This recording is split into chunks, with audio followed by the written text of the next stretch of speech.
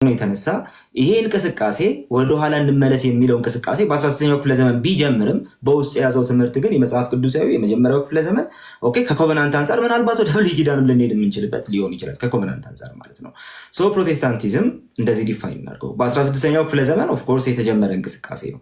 እንቅስቃሴው ግን በውስጡ የያዘው ትምህርት ምንድን ነው? እንቅስቃሴው በውስጡ የያዘው ትምህርት ወደ መጀመሪያው የቤተክርስቲያን ትምህርት እንመለስ፣ ወደ መጽሐፍ ቅዱሱ ሀሳብ እንመለስ የሚል ነው እንጂ 16ኛው ክፍለ ዘመን ላይ አዲስ ሀሳብ ብልጭ ብሎልኛልና በዛ አዲስ ሀሳብ እንመላለስ የሚል አይደለም። ልክ እንደ ፍቅር ሲዝም ማለት ኦኬ መተህ ጌታ ነብይ አድርጎ ቀብቶ አስነስቶኛልና ምናምን ብለህ የጀመርከው አይነት ነገር አድርገው ሲያስመስሉት ማለት ነው። ሶ እንደዛ አይደለም። ነገር ግን አንድ እውነት አለ፣ የመጽሐፍ ቅዱስ እውነት አለ። ጽድቅ በክርስቶስ ብቻ የሆነበት ደግሞ መጽሐፍ ቅዱስ ብቸኛው ሕጸጽ አልባ ባለስልጣን የሆነበት ኦኬ ልንመራበት የሚገባ ነገር ሁሉ ከዛ ውስጥ የሚወጣበት ክብር ሁሉ ለእግዚአብሔር ብቻ የሚሰጥበት በጸጋ ብቻ ሰው የሚድንበት በጸጋ ብቻ ደግሞ በመልካም ኑሮ የሚታወቅበት በጸጋ ብቻ በእግዚአብሔር ፊት የሚቆምበት በጸጋ በእግዚአብሔር ጸጋ ብቻ በመጨረሻ ዘመን ከክርስቶስ ጋር አብሮ የሚኖርበት ኦኬ። ስለዚህ ይህንን እያልን ያለ ነው። ይሄ ደግሞ መጽሐፍ ቅዱሳዊ ትምህርት ነው። አባቶች ሲያስተምሩት የኖሩት ትምህርት ነው። ፕሮቴስታንቲዝም እንግዲህ እዚህ ላይ ኤምፋሳይዝ የሚያደርግ ኦኬ እዚህ ላይ ኤምፋሳይዝ የሚያደርግ ግን በ16ኛው ክፍለ ዘመን ምናልባትም የተጀመረ እንቅስቃሴ ነው። ግን ከዛ በፊት እንትን አናደርገው ነበር። ለምሳሌ ከሉተር መነሳት 100 ዓመት በፊት እነ ጆን ሃስን መመልከት እንችላለን። ኦኬ ጋይስ ይቆረጣል የሚሉ ነገሮች አሉ። አይ ይሰማል በደንብ ምናልባት ሰፋ ካለ ሌሎች ጥያቄዎችን ልትነካብኝ ስለምትችል ፖይንቶቹ ላይ እንትን ብታደርገኝ ደስ ይለኛል። እሺ ያ እሱን እንዳላረግ ዳርዳሯን እየሄድኩ ኤኒዌይስ ግን እንግዲህ ከ100 ዓመት በፊት ከሉተር መነሳት 100 ዓመት በፊት ጃን ሁስ የተባለ ወይ ደግሞ ጆን ሃስም ይሉታል ኦኬ ያ ከ100 ዓመት በፊት የነበረ ሰው ነው። ከሉተር 100 ዓመት በፊት የነበረ ሰው ነው። እንግዲህ ካቶሊኮች አውጥተው ያቃጠሉት ሰው ነው። በኋላ ላይ ሉተር ሲጠየቅ እንትኖቹ ላይ እሱ ባስነሳው ነገር ምክንያት እሱ ባስነሳው እንቅስቃሴ ምክንያት ጥያቄ ሲቀርብለት አንደኛ የተባለው ነገር አንተ እኮ ከአንተ 100 ዓመት በፊት የነበረን አንድ ሰው ኦኬ ነው የምትመስለው። ያ ሰው ጆን ሁስ ነው። እንግዲህ እሱ ደግሞ በኑፋቄ ተከሰሰና በኑፋቄ እንትን የተደረገ ሰው ነው። ስለዚህ ጆን ሁስን ነው አንተ የምትመስለው የሚል ጥያቄ ነው የቀረበለት። አይ አይደለም መጀመሪያ አይደለም እኔ እሱን አልመስልም። ኦኬ በኋላ ላይ ቁጭ ብሎ ሲመለከተው ግን ለካ ጃን ሁስን ነው የሚመስለው። ፊኒሽ እሱን ነው የሚመስለው። ኦኬ ስለዚህ ጀስት ሪፎርሜሽኑ ኦር ደግሞ ይሄ ፕሮቴስታንቲዝሙ የተጀመረው በ16ኛው ይባል እንጂ ከዛም ዘመን በፊት ግን ፕሮቴስታንቲዝም ውስጥ ያሉ እሳቤዎች በተቻለ አቅም ለማንሳት የሞከሩ ሰዎች ነበሩ። ስለዚህ ወደኋላ ስትመለሱ ከመቃብር አውጥተው አጽማቸውን ያቃጠሏቸው ሰዎች አሉ፣ ከነ ህይወታቸው ያቃጠሏቸው ሰዎች አሉ ከነ ሉተር በፊትም። ስለዚህ ፕሮቴስታንቲዝሙ ምን ሲያደርግ ኖረ ሲባል ወደኋላ ወደ መጽሐፍ ቅዱሱ ትምህርት ቤተክርስቲያን ስታምን ወደ ኖረችው ወደ ዋናው ነገር እንመለስ የሚል ነገር ነው። ኦፍኮርስ ፕሮቴስታንቲዝም ፍሎሪሽ ያደረገው 16ኛው ክፍለ ዘመን ላይ ነው። ግን ምን ይዞ ተነሳ ሲባል ወደ አባቶች ትምህርት እንመለስ የሚልን ትምህርት ይዞ ነው። ኦኬ እንግዲህ ፕሮቴስታንቲዝም እንደዚህ ነው እና በ16ኛው ክፍለ ዘመን የተጀመረ እምነት ይዛ አይባልም። ፕሮቴስታንቲዝም እምነት አይደለም፣ እንቅስቃሴ። ምን አይነት እንቅስቃሴ? ወደ መጀመሪያው እምነት እንመለስ የሚል እንቅስቃሴ። ፕሮቴስታንቲዝም አንድ የሪፎርሜሽን እንቅስቃሴ ነው። ኦኬ ከዛ በኋላ ግን በውስጥ የያዘው ትምህርት ደግሞ ወደ መጀመሪያው እንመለስ የሚል ጠንካራ ትምህርት ነው። ምናልባት ክላሪፋይ ያላረኩን ነገር ካለ ዩከን። አይ በጣም ቆንጆ ነው፣ በጣም ቆንጆ ነው። ጥሩ አድርገህ እያብራራህ ስለሆነ ያው እንደነገርኩ ብዙ ጥያቄ ስለሆነ በሰዓት እንደምታወራ ታውቃለህ። እንዲህ ቤት ከራስህ ጋር ነው። ደቂቃ ስጠኝ። እሺ ሁለተኛው ጥያቄ 3 ጥያቄ ስለሆነ ሁለተኛው ጥያቄ በፕሮቴስታንቲዝም ውስጥ ያለው የድህነት ትምህርት የጥንቱን ክርስትና ወይንም የጥንቱን ክርስቲያኖች ያስተማሩትን ትምህርት ሙሉ በሙሉ ይመስላል ወይ የሚል ጥያቄ ነው። የጥንቶቹ ክርስቲያኖች ያስተማሩትን ትምህርት ሙሉ ለሙሉ ይመስላል? ያው በደንብ ይመስላል። የጥንቶቹ ክርስቲያኖች ስለ ድህነት ያላቸው ትምህርት ፕሮቴስታንቲዝሙ ሙሉ በሙሉ የያዘው ትምህርት ነው። በምንም መንገድ ከዛ ዲቪዬት አድርጓል፣ ከዛ ድህነት ትምህርት ዲቪዬት አድርጓል ማለት አንችልም። አንዳንድ ሰዎች ታዲያ እንደዚህ ስትል ከዛ ከእውነተኛው ትምህርት ዲቪዬት የማድረግን ጉዳይ ኦኬ ከእውነተኛው ትምህርት ዞር የማለትን ጉዳይ ምን አድርገው ያስቡታል? በአንዳንድ ዲቴሎች ላይ የተለያየ ቪው ከመያዝ ጋር አይደንቲካል አድርገው ያስቡታል። እዛ ላይ ትንሽ እንትን ማድረግ አለብን፣ ዲስቲንክት የሆነ ነገር ማስቀመጥ አለብን። ስለዚህ የመጀመሪያዎቹ ክርስቲያኖች እንደው በኤቭሪ ዲቴል ላይ አንድ አይነት ነበሩ ወይ ስንል በኤቭሪ ዲቴል ላይ አንድ አይነት አልነበሩ። ለምሳሌ የሮሜን ቤተክርስቲያን ማየት እንችላለን። በሮሜው ቤተክርስቲያን ውስጥ ለጌታ ብሎ የሚበላ እና ለጌታ ብሎ የማይበላ ሰው አለ። ኦኬ የእግዚአብሔር መንግስት ጉዳይ አላቸው ጽድቅና ሰላም በመንፈስም የሆነ ደስታ ነው እንጂ መብልና መጠጥ አይደለም አላቸው። እና ምን ይደረግ ሲባል የሚበላው የማይበላውን አይናቀው አለ፣ የማይበላውን በሚበላው ደግሞ አይፍረድ በማለት ሲያስቀምጥ እንመለከታለን። የሆኑ ሁለት ህዝቦች ባሉበት ውስጥ የተለያየ ቴዎሎጂካል ባክግራውንድ የተለያየ ሶሻል ባክግራውንድ ይዞ የመጡ ከመሆናቸው የተነሳ አንድ ላይ ያደርጋቸው የሚገባ ሴንትራል የወንጌል እውነት አለ። አንድ ላይ ያደርጋቸው በሚገባ ሴንትራል የወንጌል እውነት ላይ ምንም አይነት መደራደር በምንም አይነት ሁኔታ አያስፈልግም። ምንም አይነት መደራደር አያስፈልግም።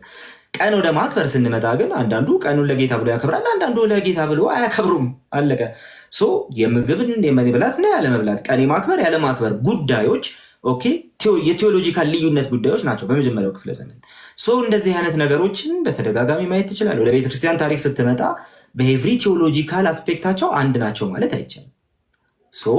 በኤቭሪ ቴዎሎጂካል አስፔክት በሁሉም አይነት የነገረ መለኮታቸው ዲቴል አንድ ያለመሆን በቤተክርስቲያን ታሪኩም ውስጥ ያለ ጉዳይ ነው።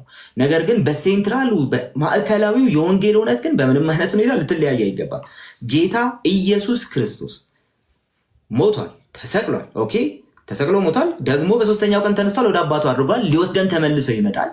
ክርስቲያኖች በዚህ እምነት ውስጥ ሆነው እንዲህ ሊኖሩ ይገባቸዋል፣ በዚህ መንገድ ሊንቀሳቀሱ ይገባቸዋል የሚሉ ሴንትራል የወንጌል እውነታዎች ላይ ማንም ሰው መለየት የለበትም።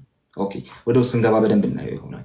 ነገር ግን ከእውነተኛው የወንጌል እውነት ሽፍት ማድረግ የሚባለው ነገር ግን በተለየ ሁኔታ የሚታይ ነው። ሰው በክርስቶስ በማመን ከመጽደቅ ባለፈ ለመጽደቅ የሆነ ነገር የሚያደርግ ከሆነ የወንጌሉን እውነት በሌላ ወንጌል የሚሸቃቅጥ ከሆነ እኛ ሰፈር እናያለን። ከእናንተ መሀል ነን የሚሉ ከኛ መሀል ያልሆኑ ሐዋርያውያን እንደሚናገረው ወንጌል ስለ የዘላለም ቤት አለ አይደለም የሚሉ እያየን ነው። በጣም ዘባቾች ለወዳቸው ያደሩ ሰዎች እያየን ነው። ከወንጌል እውነት ሽፍት ማድረግ የሚባለው ይሄ ከወንጌል እውነት ሽፍት ያደረገን ሴንትራሉን የሆነ ማዕከላዊውን የወንጌል እውነት እሱን እውነት እንትን ያደረገን ሰው ኮምፕሮማይዝ ያደረገን ሰው ፕሮቴስታንት አንለው። ነገር ግን አንድ ፕሮቴስታንት በጣም ሰፊ እንቅስቃሴ እንደመሆኑ አንድ ፕሮቴስታንት ዲቴሎች ላይ ቴዎሎጂካል ዲቴሎች ላይ ልዩነት ሊኖረው ይችላል። ማዕከላዊው የወንጌል እውነት ላይ ግን አንድ ነው። ይህንን ማስቀመጥ እንችላለን ብዬ አስባለሁ። ቴንኪዩ ቃሌ። እዚህ ውስጥ ያላችሁ በደንብ ላሳስባችሁ፣ በደንብ ታፕታፕ ኮፒ ሊንክ እያደረጋችሁ ብትሰሙ፣ ኮሜንቱን አትከታተሉ፣ ቃል የሚለውን ተከታተሉ። ምናልባት አሁን ጠንከር ያለ ርዕስ እየገባን ስለሆነ ሚዩት እንትን ላረጋችሁ እችላለሁ፣ ኮሜንቱን ላጠፋባችሁ እችላለሁ። በቻላችሁ ታቅም ታፕታፕ ኮፒ ሊንክ እያደረጋችሁ በደንብ ስሙት፣ ፉክክር አይደለም ከሌሎች ሰዎች ጋር የያዝ ነው። እውነትን የማወቅ ጉዳይ ላይ ነው ያለ ነው። እሱ ላይ ነው ጥያቄና መልሶቻችን ያለው። አይ ቲንክ ተግባብተናል ብዬ አስባለሁ። ልቀጥል።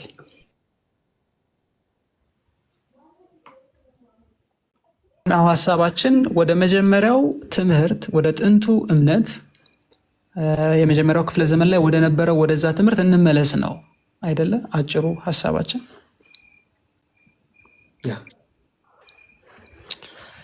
እሺ ልቀጥል። ወደ ሶላዎቹ ልገባ ነው። ሶላዎቹ ልገባ ነው። የመጀመሪያው በተደጋጋሚ የተጠየቀ ጥያቄ፣ ብዙ ልጆች የጠየቁት ጥያቄ በእምነት ብቻ ወይም ሶላ ፊዴን ሲያነሱ በእምነት ብቻ ስንል ምን ማለታችን ነው? ከእምነት ውጭ ሌሎች ነገሮች አያስፈልጉም ወይ? ለምሳሌ ሳክራመንቶችን ያገለለ ነው ወይ? ስራን ያገለለ ነው ወይ? ፕሮቴስታንቲዝሙ ይህንን ነው ወይ የሚያስተምረው? በእምነት ብቻ ስትሉ ምን ማለታችን ነው የሚል ጥያቄ ተደጋጋሚ ተጠቅሷል። እሱን ክሊር ብታደርገው ጥሩ ነው። ከዛ በእምነት ብቻ ላይ ካወራ በኋላ የተጠየቀ ጥያቄ ወደ ጀስቲፊኬሽን ባይ ፌዝ አለውን የሚለው ላይ እመጣበታለሁ። ይቆራረጣል የሚል ሰው አለ ከታች ልበል አለ እንዴ ጋይስ? ይቆራረጣል? አንድ ሰው አይቆራረጥም ካለን በቃ ይቆራረጣል። ወገኖች ይሰማል? እሺ እሺ ቀጥሎ ማለት ትንሽ ደቂቃ ሚዩት ላደርግባቸው። ጥያቄዋን ሚዩት አድርጋትና ለተወሰነ ደቂቃ እንትን ዘጋው ነው። ጥያቄዋን ግን እንትን አድርጋት። ጥያቄው ሶላ ፊዴ ላይ የተነሳ ጥያቄ ነው። ሶላ ፊዴ ብለን ስናነሳ በእምነት ብቻ ብለን ስናነሳ በእምነት ብቻ ካለን ሳክራመንትን ያገለለ ስራን ያገለለ ምንም ነገርን ያገለለ ነው ወይ የሚል ጥያቄ ነው። ኦኬ እምነት ብቻ ስንል ሳክራመንትን ስራን ምናምን ያገለለ አይደለም። እምነት ብቻ ስንል እንደዛ ማለታችን አይደለም። እምነት ብቻ ምን ማለት ነው የሚለው ነገር በደንብ ዲፋይን መደረግ አለበት። እምነት ብቻ ስንል ሳክራመንት፣ መልካም ምግባር ምናምን የተባሉ ነገሮች በሙሉ የራሳቸው የሆነ በሰፊ የነገረድነት ትምህርት ውስጥ የክብር ቦታ አላቸው። እምነት ብቻ ስንል በመጀመሪያ እነዚህን ነገሮች ያገለለ በጭራሽ አይደለም። ግን ደግሞ የነዚህ ነገሮች ስፍራ የቱ ጋር ነው የሚለውን ነገር ግን ማብራሪያ በመስጠት እንትን ያደርጋል። ሰው እምነት ብቻ ሶላ ፊዴ ብሎ ሲያስቀምጥ ጽድቅ በእምነት ብቻ እያለ ነው፣ ወይ ደግሞ ጀስቲፊኬሽን ባይ ፌዝ አለውን እያለ ነው ያለው። ጀስቲፊኬሽን ባይ ፌዝ አለውን ስንል ምን ማለታችን ነው? ጀስቲፊኬሽን ባይ ፌዝ አለውን ስንል ሰው ያለምንም ስራ በእምነት ብቻ ጸድቋል። አደሴም ታይም በዛ ባጸደቀው እምነት መልካም ፍሬ እያፈራ ለእግዚአብሔር እየተለየ ክርስቶስን እየመሰለ ይሄዳል። አደሴም ታይም ደግሞ ጌታ ኢየሱስ ክርስቶስ ሲመጣ የሚሰጠውን ጸጋ በዛው በጸደቀበት እምነት ተስፋ እያደረገ ይኖራል። በዛው እምነት ከጌታ ጋር መኖር ይጀምራል። እምነት ብቻ ስንል ይሄንን እያለ ነው እንጂ ስራ አያስፈልግም የሆነ ነገር እያለ አይደለም። ስራ አያስፈልግም ሳይሆን ስራው ግን ምን አይነት ነው? በኔቸሩ የስራው ኔቸር ራሱ ምን አይነት ነው? ያ ስራ ደግሞ ሳክራመንትም ሳክራመንቶች ከዚህ መልካም ምግባር ምናምን ከሚባሉት ነገሮች የተለየ ኔቸር አላቸው። የነዚህ ነገሮች ኔቸር ምን አይነት ነው? ደግሞ በዚህ በሰፊ የነገረ ድነት ትምህርት ውስጥ እኛ እንደምታውቁት መጽደቅ፣ መቀደስ እና መክበር በምንለው ሀሳብ ላይ ነው ነገረ ድነታችን የምንመሰርተው። እነዚህ ነገሮች በዚህ ሀሳብ ውስጥ የቱ ጋር ነው ስፍራቸው የሚለውን ነገር ክሊር የሆነ ነገር ማስቀመጥ ሊጠይቀን ይችላል ማለት ነው። ከዛ ባለፈ ግን እምነት ብቻ ስንል ስራ አያስፈልግም እያልን አይደለም። ብዙ ሰው የሚሸወደው እዛ ጋር ነው። እምነት ብቻ ማለት ስራ አያስፈልግም ማለት ነው ብሎ የሚነሳ ሰው አንድ ትልቅ መሰረታዊ ስህተት ተሳስቷል። እሱ ምንድነው? በ20ኛው በ19ኛው ምናልባትም በሰፊው ግን በ20ኛው ክፍለ ዘመን የተነሱ ሌሎች የእምነት ብቻ ካውንተርፊቶችን እምነት ብቻ ያልሆኑ የእምነት ብቻ ካውንተርፊቶችን እያመነ ኢዚ ቢሊቪዝም የተባለውን ወይ ደግሞ ፍሪ ግሬስ የተባለውን ነገር እያመነ ነው ያለው። ስለዚህ ያ ደግሞ የእምነት ብቻ ኔቸርም አይደለም፣ እምነት ብቻ ተብሎም ተብራርቶ አያውቅም በሪፎርመርስ በኩል። በኋላ በደንብ እንገባበታለን ብዬ አምናለሁ። ግን እንደዚህ አይነቱን ነገር የሚያምን ሰው እምነት ብቻን እያመነ አይደለም፣ ሌላ ነገር ነው እያመነ ያለው። በነገረ ድነት ውስጥ ስራ በጣም አስፈላጊ ነገር ነው። የቱ ጋር ነው አስፈላጊነቱን? እምነት ብቻ ይህንን በደንብ ኢንፋሲስ ሰጥቶ በማስቀመጡ ይታወቃል። እምነት ብቻን ሉተር ምን ብሎ ያስቀምጠዋል? ቤተክርስቲያን ልትወድቅ ወይ ልትነሳበት የምትችለው ዶክትሪን ነው በማለት ያስቀምጠዋል። ቤተክርስቲያንን እንግዲህ በጣም ዲግሬድ እንድታደርግ ሲያደርጋት የኖረ ገላትያን ቤተክርስቲያን ስንመለከት የዚህ የእምነትና የስራ ግንኙነት ነው። አደሴም ታይም እኛ ጋርም ተመሳሳይ ነገር አለ።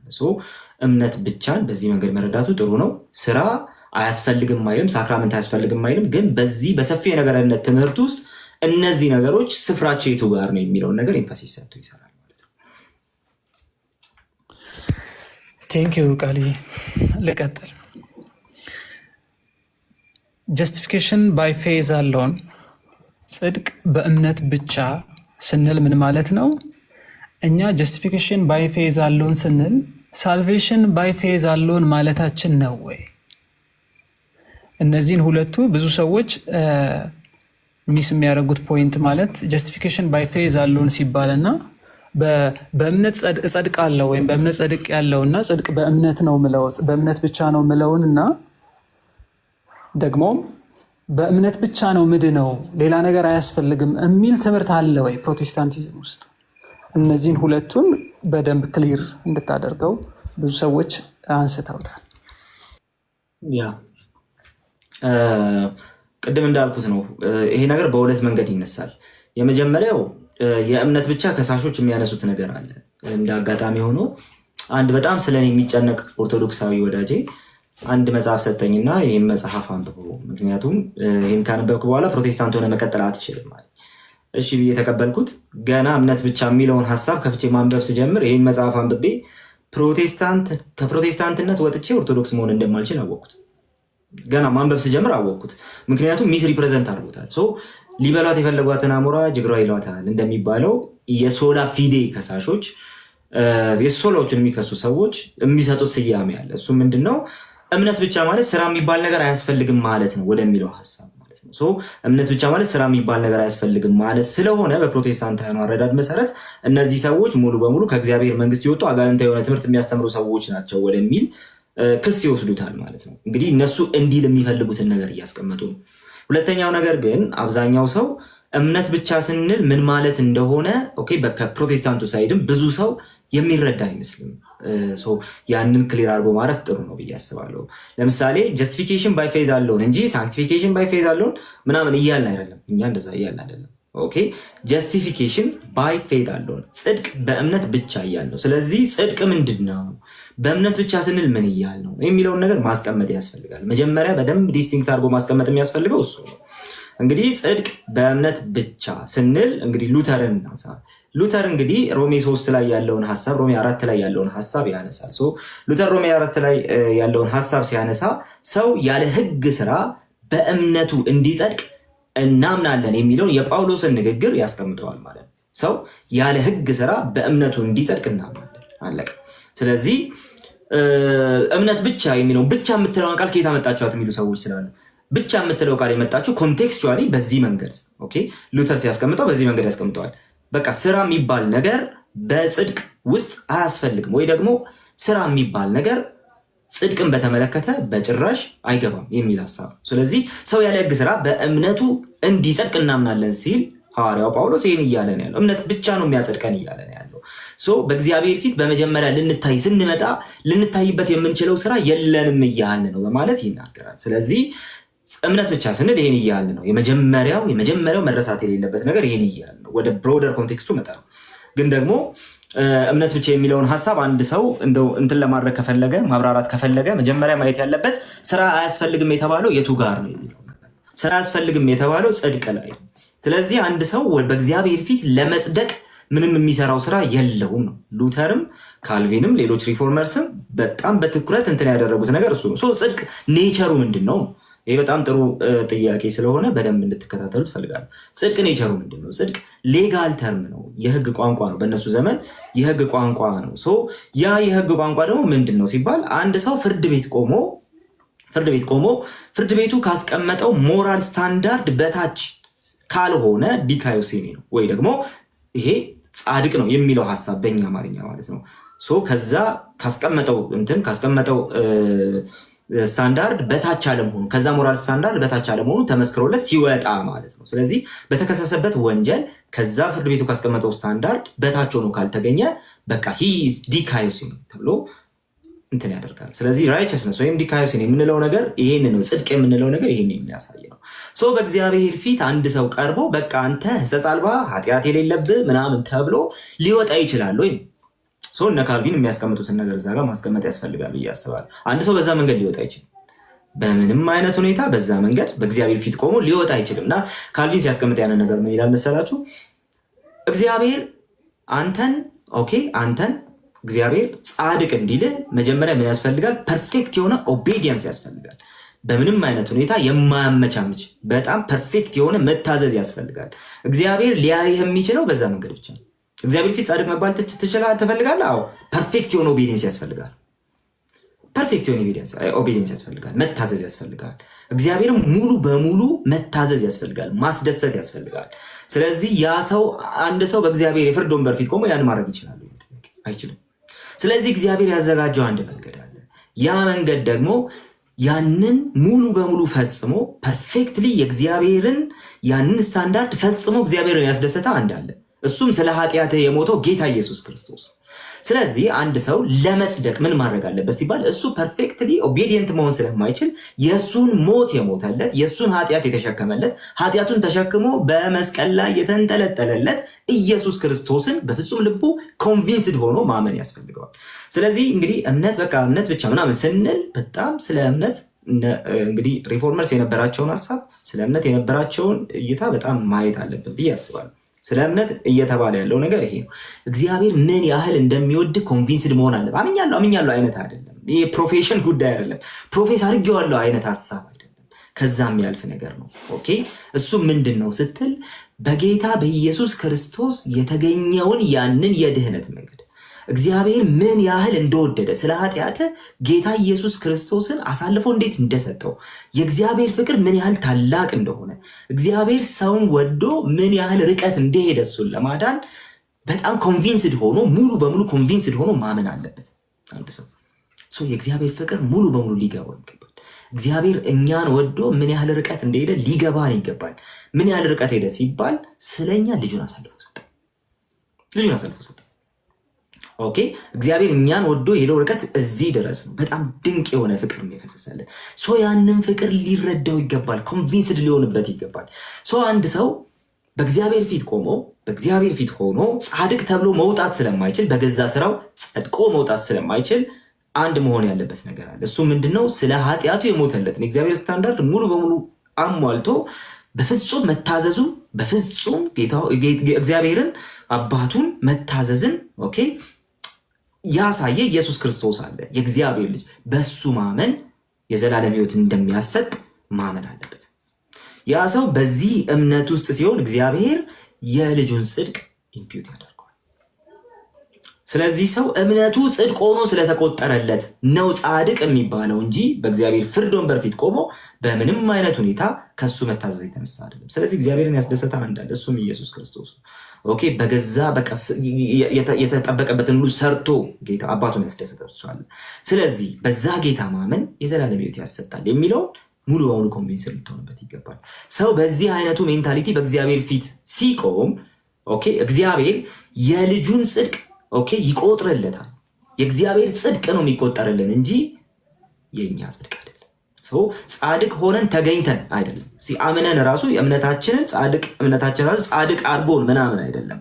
እምነታችን የሚደገፍበት ነገር ነው እኛን ጻድቅ እንድንሆን ያደረገ። ኦኬ ጽድቅ ሆኖ እንዲቆጠርልን ያደረገ እምነታችን የሚደገፈው በክርስቶስ ሞትና ትንሣኤ ላይ ነው። እግዚአብሔር በክርስቶስ ሞትና ትንሣኤ ስናምን ምን ያደርገናል?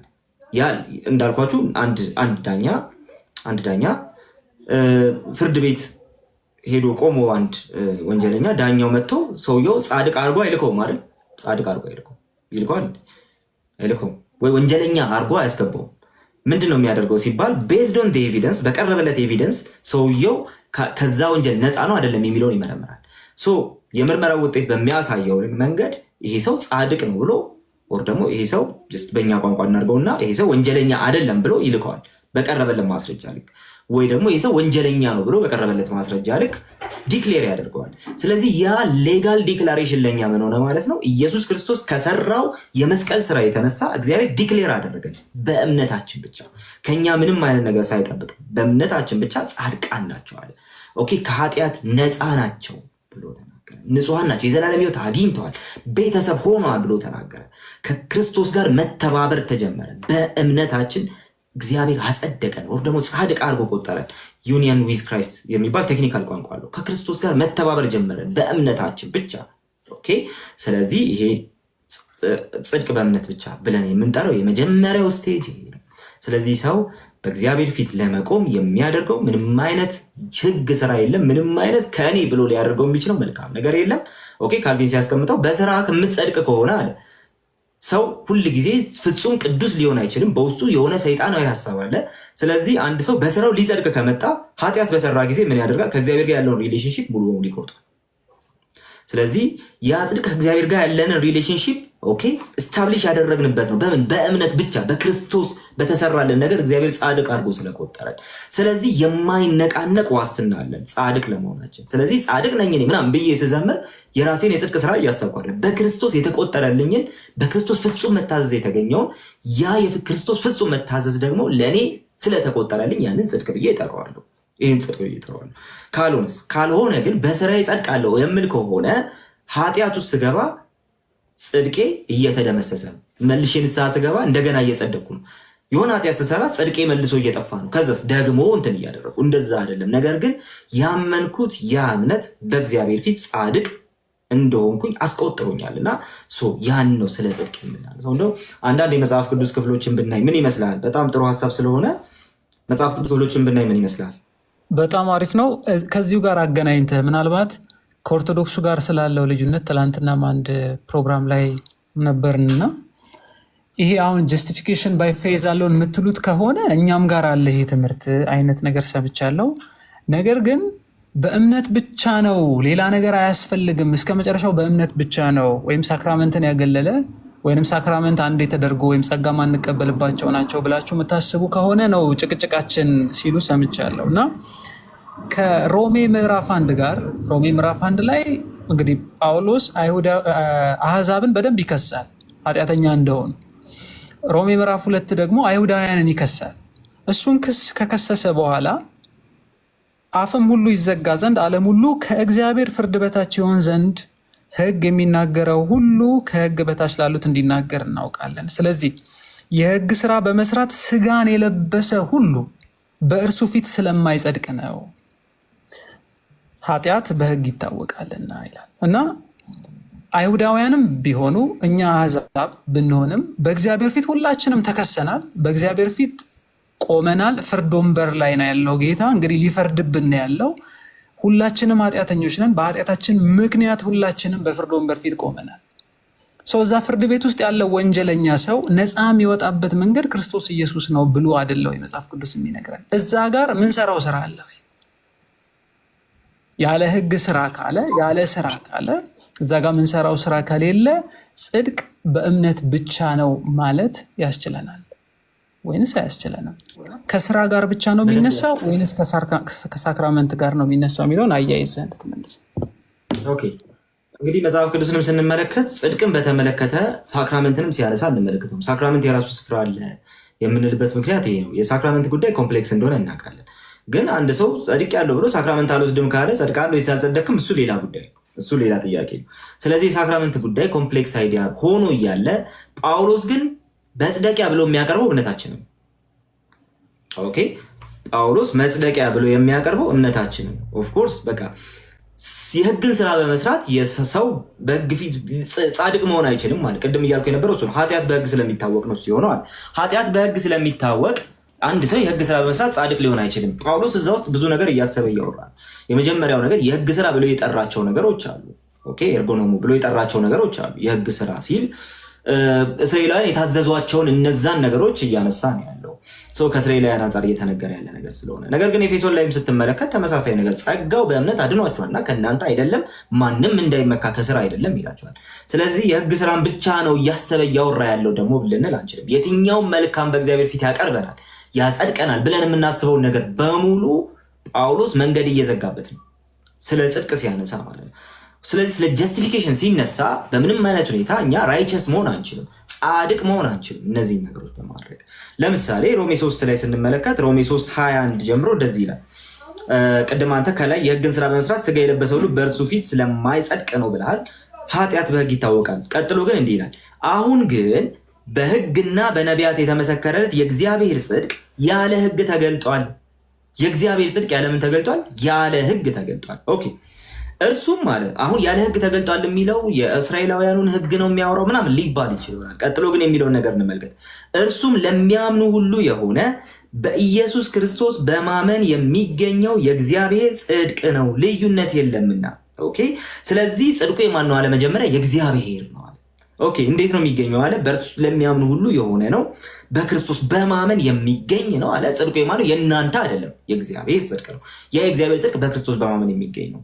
ሁሉ ኃጢአትን ሰርተዋል፣ የእግዚአብሔርም ክብር ጎሏቸዋል አለ። ቀጥሎስ በክርስቶስ ኢየሱስ በሆነው ቤዛነት በኩል እንዲያው በጸጋው ይጸድቃሉ። በምን ይጸድቃሉ? በጸጋው ይጸድቃሉ።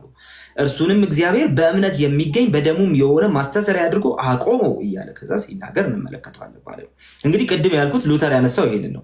ሰው አለ ያለ ሕግ ስራ በእምነት እንዲጸድቅ እንቆጥራለን።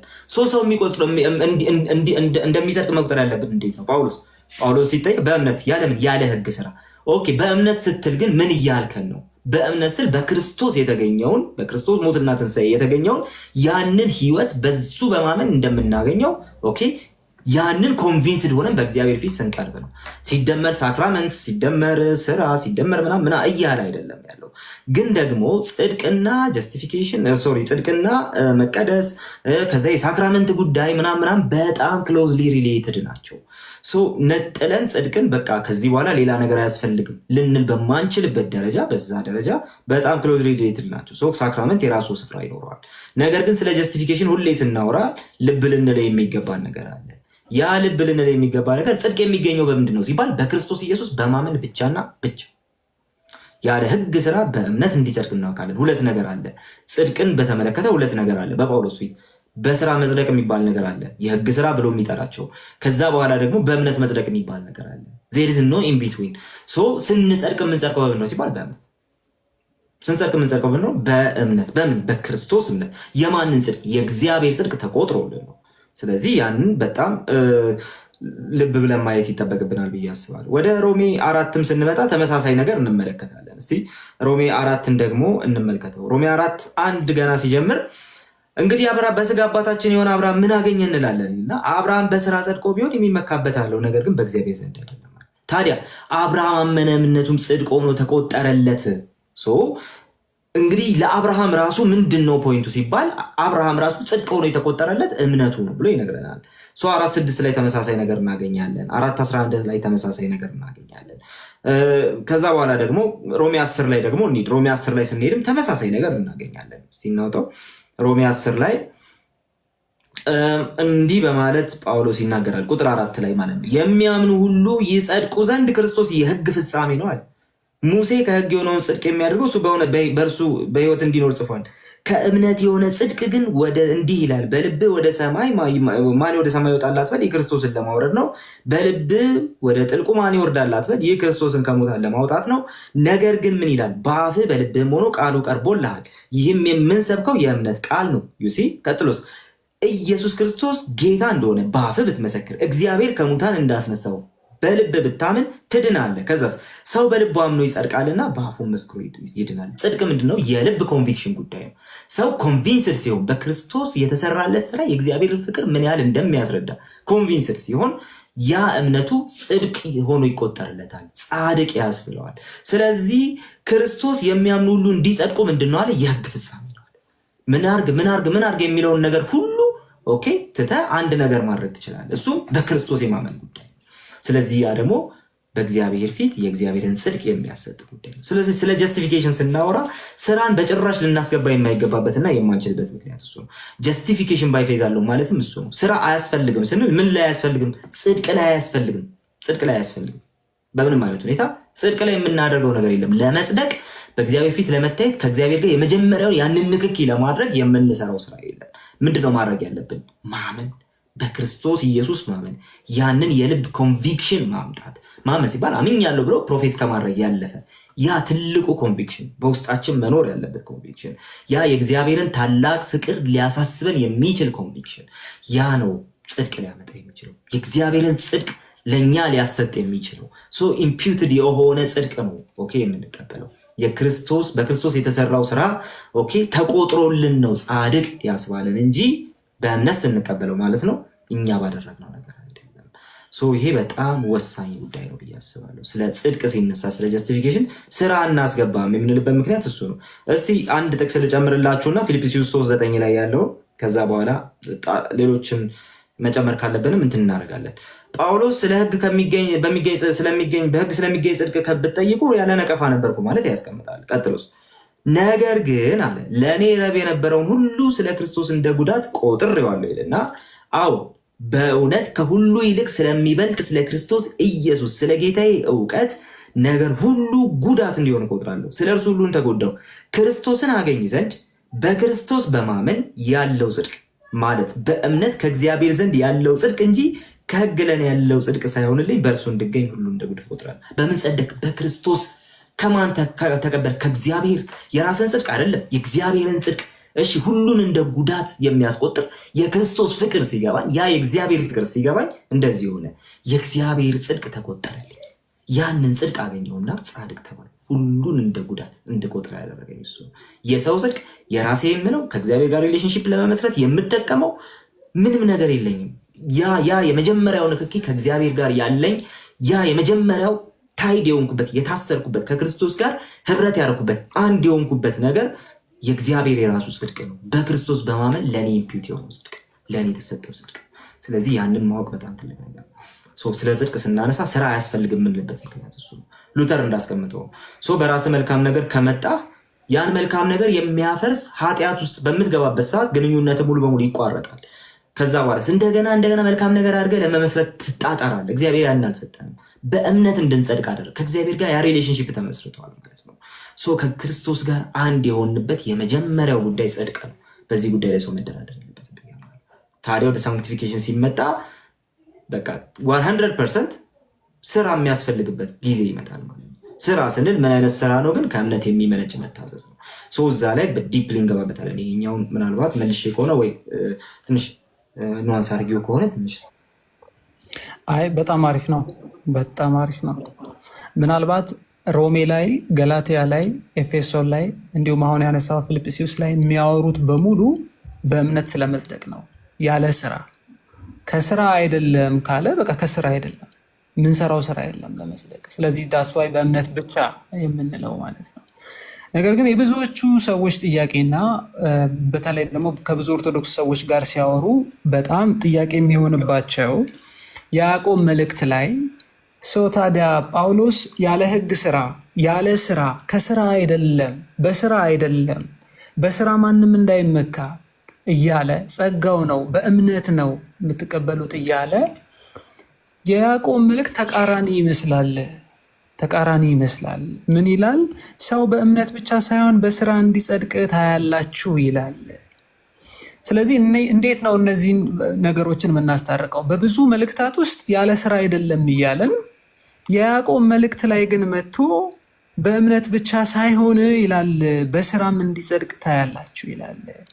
ስለዚህ እንዴት ነው የምናስታርቀው? ወይንስ መጽሐፍ ቅዱስ ይጋጫል? እኔ አንዳንድ ሰው ኮንፊውዝ አድርጎኛል። አንዳንድ ሰው ደግሞ በጣም ብዙ ቨርስ የሚለው በእምነት ብቻ እያለ ያለ ስራ አይደለም እያለ እዚህ ጋር መጥቶ ለምንድን ነው በስራ የሚለው?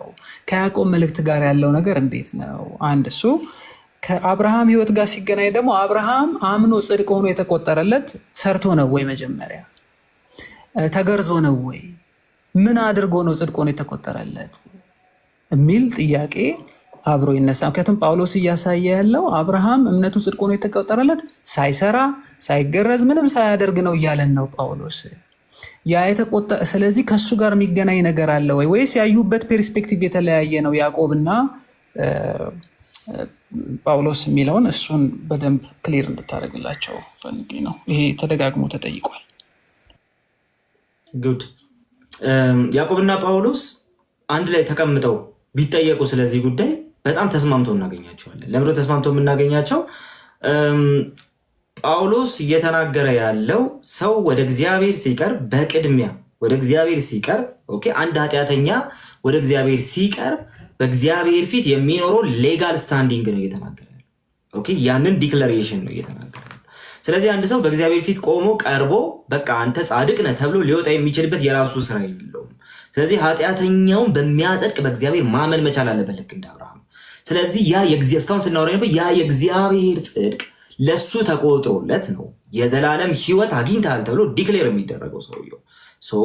ያ በጣም መታወቅ መቻል አለበት። በጣም እሱ ላይ እንትን መደረግ መቻል አለበት። ስለዚህ በቅድሚያ ሰው በእግዚአብሔር ፊት ያለው ሌጋል ስታንዲንግ ነው እየተናገረ ያለው። ወደ ያዕቆብ ሲመጣ ግን ያ በእግዚአብሔር ፊት ሌጋል ስታንዲንግ ያገኘው ሰው በቃ ሌጋል ስታንዲንግ አግኝቻለሁና ብሎ ወጥቶ ከዛ ሌጋል ስታንዲንግ በተቃራኒ በሆነ ላይፍ ስታይል ቢኖር ጻድቅ ነህ የተባለውን ያንን ህይወት ባይኖረው ግን ያ ሰው ትክክለኛውን የሚያጸድቀውን እምነት አይደለም የያዘው ነው። አብርሃም አመነ ጽድቅም ሆኖ ተቆጠረለት የተባለው አለ ተፈጸመ። መቼ?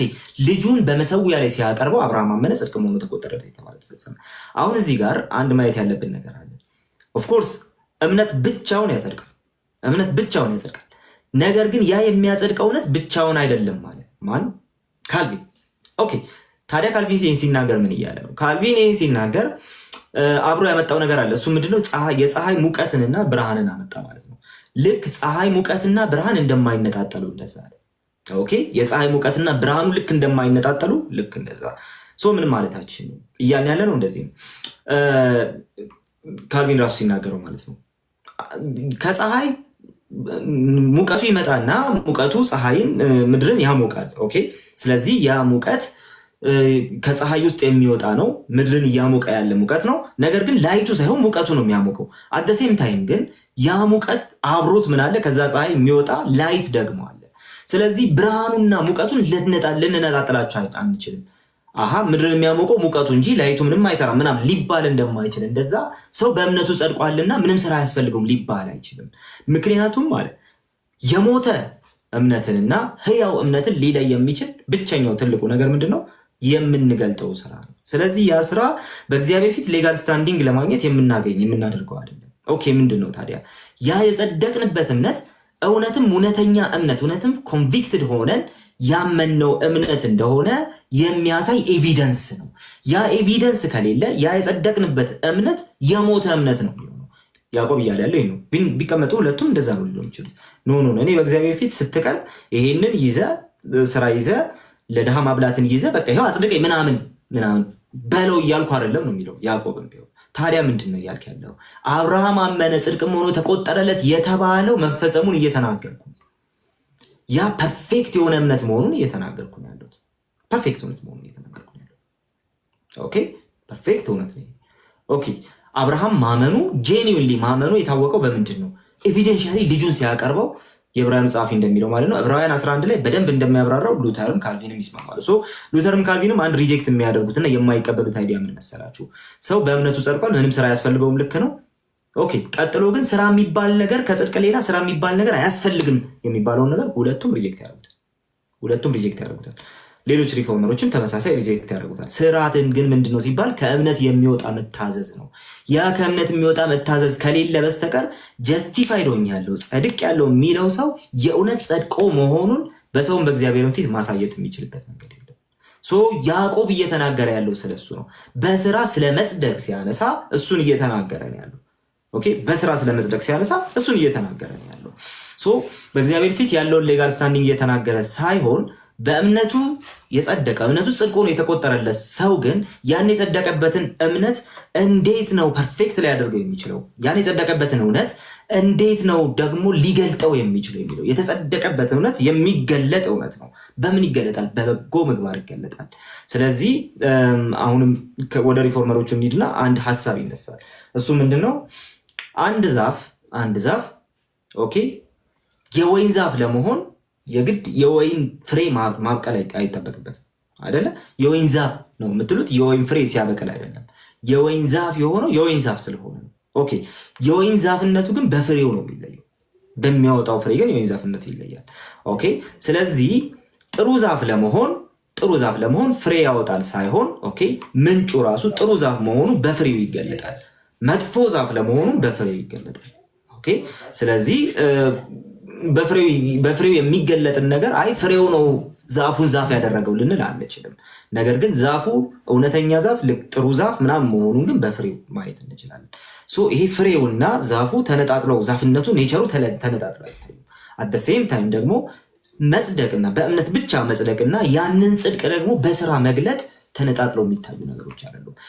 በእምነት ከጸደቃችሁ በእግዚአብሔር ፊት በእምነታችሁ ጻድቃን ከተባላችሁ ያንን ጽድቃችሁን የሚገልጥ ነገር ግን መታየት አለበት በሕይወታችሁ። የእናንተን እምነትና የአጋንንትን እምነት የሚለየው እሱ ነው። የአጋንንት እምነት ኦፍኮርስ በቃ እግዚአብሔር አንድ ነው ምናምን ብሎ ያምናል፣ ይንቀጠቀጣል ምናምን፣ ግን ያ ፍሬ ግን አይገለጥበትም። እውነተኛ እምነት ጄኒውን እምነት መሆኑን ግን ሊገልጥ የሚችል ነገር የለም። ታዲያ ቀጥሎ ምን ይመጣል? ሕያው እምነት ይመጣል። ያ ሕያው እምነት ደግሞ ፍሬ የሚያፈራ እምነት ነው። ፍሬ የሚያፈራ ያ ፍሬው የሚገኘው ራሱ ከዛ እምነት ውስጥ ከጸደቅንበት እምነት ውስጥ ያ መታዘዝ ይወጣል። ምን እያወራን ያለ ነው? እንደዚህ ነው ያዕቆብ እየተናገረ ያለው። በመጀመሪያ በእግዚአብሔር ፊት ያለንን ሌጋል ስታንዲንግ ለማግኘት ከእግዚአብሔር ጋር ያን ሪሌሽንሽፕ ለመመስረት ኦኬ ስራ ያስፈልገናል እያለ አይደለም። ያን ሪሌሽንሽፕ የመሰረተ ሰው እውነተኛውን ሪሌሽንሽፕ የመሰረተ ሰው በእምነቱ ከክርስቶስ ጋር አንድ የሆነ የተባበረን ሰው ግን ምን ይገልጠዋል? ስራው ይገልጠዋል። ስለዚህ እምነት አለኝ ስራ ግን የለኝም በቃ እምነት ግን አለኝ ብትል አይሰራም። ምን ይፈልጋል? እምነትን በስራ ማሳየት። ከዛ ሬቶሪክ ያደርግባቸዋል። ናና እስቲ አንተም እምነትን ከስራ ነጥላ አሳይ፣ እኔ ደግሞ እምነቴን በስራ ያሳያለሁ ይላል። እምነቴንና ስራዬን አሳያለሁ አይልም። እምነቴን በምን አሳያለሁ? በስራ ያሳያለሁ። ከዛ እምነት የሚወጣ ስራ አለ። ከምን አይነት? ከጸደቅንበት እምነት የሚወጣ ስራ አለ። አባቶች ሁሉ በምናቸው ተመሰከረላቸው? በስራቸው አይደለም። የቀን 11ን ሀሳብ ስትመለከቱ በእምነታቸው ተመስክሮላቸው ሳለ ብሎ ይቀጥላል የዕብራውያን ጸሐፊ። በእምነታቸው ነው የተመሰከረላቸው። እንዴት? እምነታቸው ያፈራው ፍሬ አለ። አብርሃም ልጁ ከሞተ በኋላ ተመልሶ እግዚአብሔር እንደሚያስነሳው አምኗልና ልጁን አሳልፎ ሰጥቷል።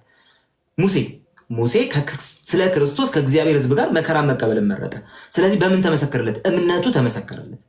ኦኬ፣ እውነተኛ አማኝ መሆኑ ተመሰከረለት። በምን? በስራው።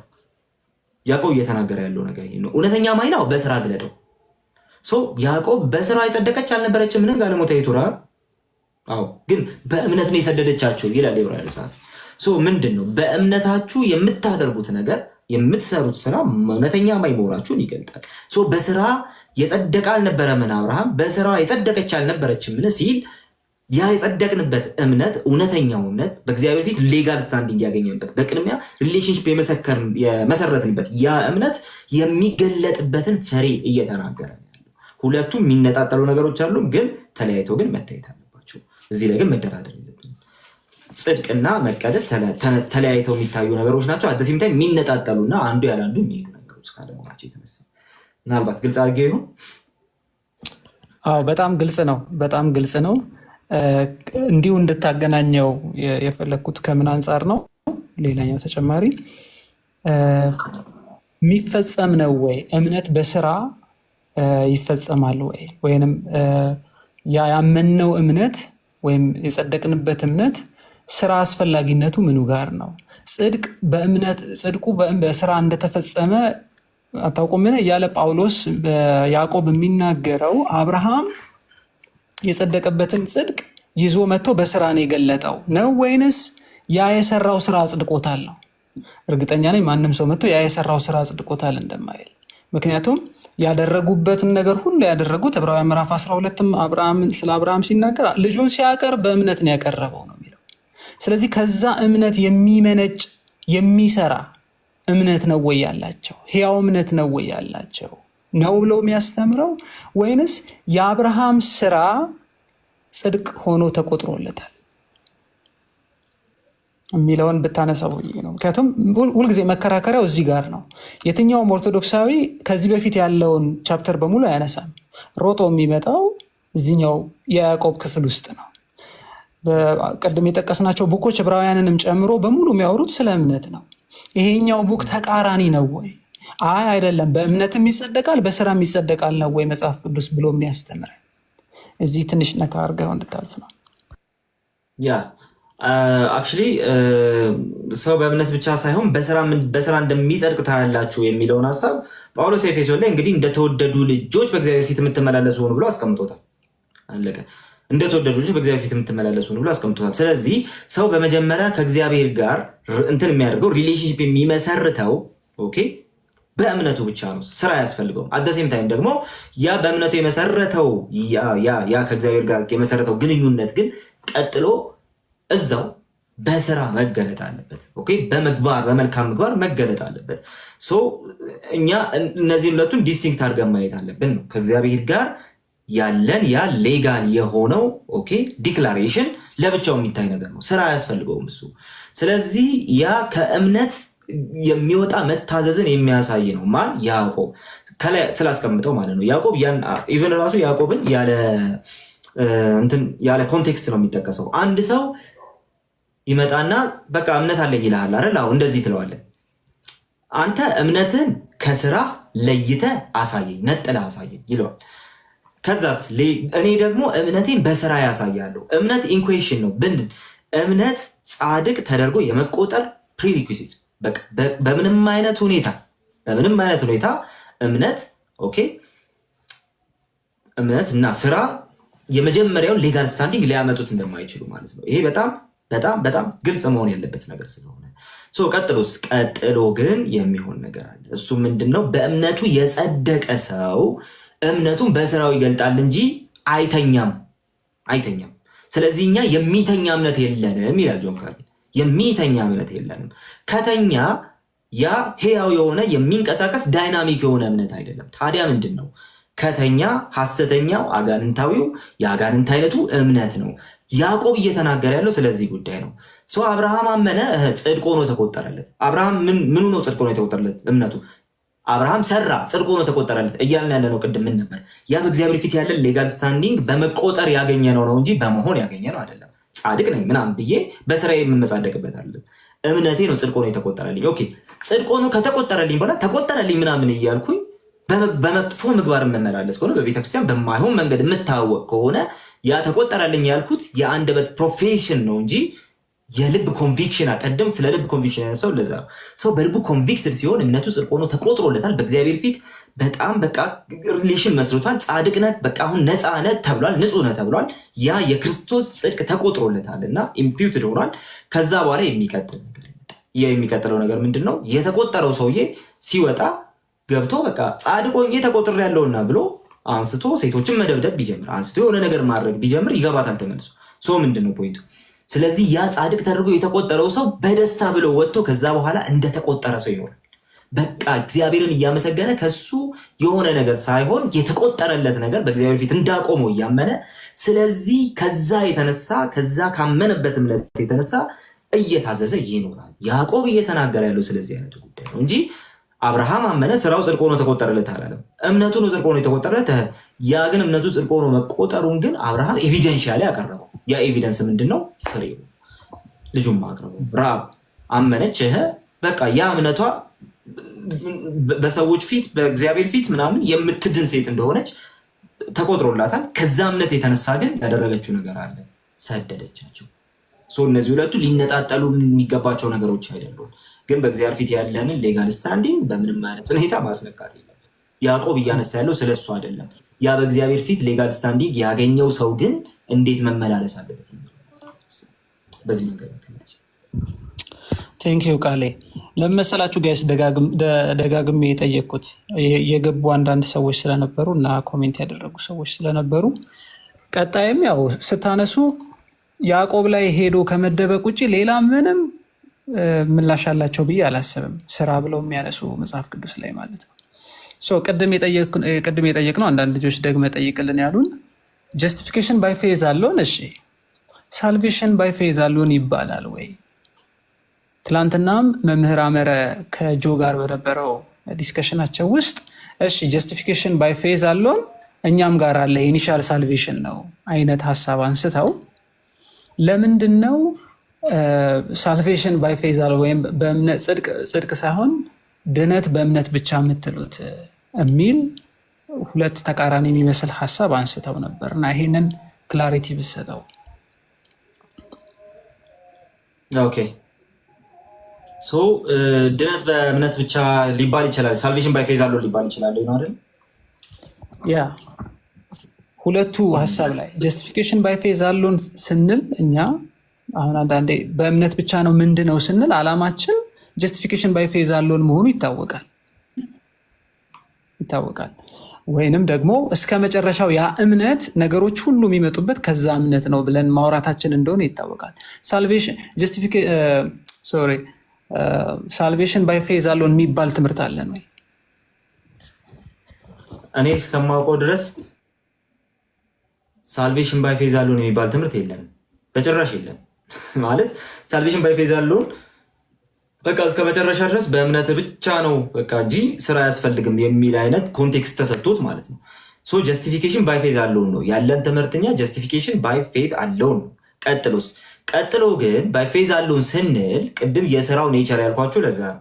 ከዛ ጀስቲፋይድ ከሆንን በኋላ ግን ለመዳን ከጀስቲፊኬሽናችን ላይ የምንደምረው ስራ አለ ብለን ግን አናምን። ጀስቲፊኬሽናችን ላይ የምንደምረው ስራ አለ ብለን አናምን። ሶ ጀስቲፊኬሽን ባይ ፌዝ አለውን ማለት ነው ማለት ነው በእምነታችን ያለምንም ስራ ጸድቀናል። አንድ ሁለተኛ ደግሞ በዛው በጸደቅንበት እምነት እየተቀደስን እንሄዳለን። ኦኬ በዛው በጸደቅንበት እምነት እግዚአብሔርን እየመሰልን ክርስቶስን እየመሰልን እንሄዳለን። ዩኒየን ዊዝ ክራይስት ደጋግሜ እያልኳችሁ ነው። ዩኒየን ዊዝ ክራይስት የሚለውን ሀሳብ እዛ ውስጥ ነው የምናደርገው። ከክርስቶስ ጋር አንድ ሆነናል፣ ተባብረናል። በእምነታችን በመጽደቅ የክርስቶስ ጽድቅ ተቆጥሮልን ሰው በምንም አይነት ሁኔታ በሱ ስራ ስለማይጸድቅ ማለት ነው ስራችንን ጥለን መተን በክርስቶስ በማመናችን ብቻ ጽድቅ ተቀበልን ያለምንም ስራ።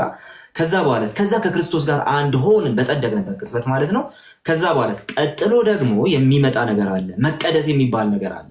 በዛው በጸደቅንበት እምነት እግዚአብሔር እየቀደሰን ይመጣል። መንፈሱን በውስጣችን በጸደቅንበት ጊዜ ያሳርፏል። ከዚህ የተነሳ ምን እየሆን እየተቀደስን ክርስቶስን እየመሰልን እንመጣለን። በምን በበጎ ስራ እያፈራን እንመጣለን። ጳውሎስ ምን ይላል? በበጎ ስራ ሁሉ እያፈራችሁ ፍሬ እየተገኘብን፣ የምን የመንፈስ ፍሬ፣ በዛው በጸደቅንበት እምነት ያገኘነው መንፈስ የእሱ ፍሬ እየተገለጠብን ይመጣል። ያ መቀደስ ተብሎ ይጠራል። ኦኬ፣ መቀደስ ተብሎ ይጠራል። ስለዚህ አሁንም ጀስቲፊኬሽን ባይ ፌዝ አለው ምን ላይ ያሰምራል ማለት ነው? የምትቀደሰው ራሱ በዛው በጸደቅክበት እምነት ነው እንጂ ከዛ እምነት በወጣ መልኩ ሌላ ስራ እየሰራ እንደ ጸሎተ ፍትሐት አይነቶቹ ሌላ ስራ እየሰራ ኦኬ፣ እንደ ፕሌነሪ ኢንደልጀንስ አይነቶቹ እንደነሱ አይነት ነገሮችን ለመጽደቅ በከሌስም ኦኬ የሆነ ዝክር እየዘከርክ 7 እና 77 ትውልድ እየተማረልህ ምናምን የምትቀጥልበት ጽድቅ የለህም፣ የምትቀጥልበት ነገረ ድህነት የለህም። ታዲያ ምንድን ነው የምታደርገው? በዛው በክርስቶስ ባጸደቀ እምነት እየተቀደስክ ትመጣለህ። ክርስቶስን እየመሰልክ ትመጣለህ። ከዛ ለእግዚአብሔር የሚሆን የጽድቅ ፍሬ እየሞላብህ ይመጣል። ደግሞ እየጨመርክ ትመጣለህ። በወንድማማችነት ላይ እግዚአብሔርን መምሰል እየጨመርክ ትመጣለህ። ያ የመጨመር ህይወት የመቀደስ ህይወት ነው። ከክርስቶስ ጋር አንድ መሆን ቀጣይነት ያለው እየሆነ ይመጣል። ኦኬ፣ ጽድቅ ቅጽበታዊ ነው። መቀደስ ክርስቶስን መምሰል ደግሞ እሱ ፕሮግሬሲቭ ነው። ክርስቶስን እየመሰልክ የሚሄድ ጉዳይ ቀጣይነት ያለው የፕሮሰስ ጉዳይ ነው። የሆነ ጊዜ ላይ ኃጢአት ልትሰራ ትችላለህ፣ በንስሐ ትመለሳለህ። ከዛስ በሳክራመንቶች በቅዱሳት ሚስጥራት ደግሞ ከክርስቶስ ጋር እየተባበርክ አንድ እየሆንክ ትመጣለህ። ከክርስቶስ ጋር አንድ የመተባበሩ ጉዳይ በዛው ባመንክበት እምነት በጸደክበት እምነት አንድ እየሆንክ የምትመጣበት፣ በዛው በጸደክበት እምነት ከእግዚአብሔር ጋር እየተባበርክ፣ በዛው በጸደክበት እምነት ክርስቶስን እየመሰልክ የምትሄድበት ጉዳይ ነው። ስለዚህ መቀደስ ብለን እንጠራዋለን። ስለዚህ ጀስቲፊኬሽን ባይ ፌዝ